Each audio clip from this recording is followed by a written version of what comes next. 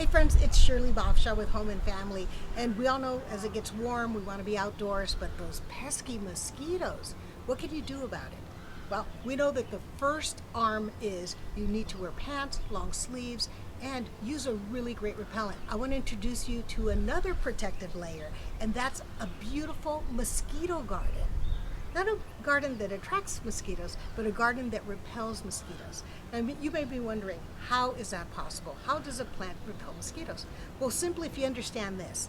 Being a human being, when we breathe and exhale, the carbon dioxide that comes out of our mouth, they sense from 100 feet away. Our sweat and all of our body odors are things that attract them. So the way it works is these plants emit such a fragrance, strong fragrance, that it masks the body odor. The other thing that it does, it emits toxic chemicals towards the mosquito. Sometimes some of these chemicals are such that it confuses them. They can't even fly straight. So I want to show you some of the plants that you could use in your garden and make a mosquito garden.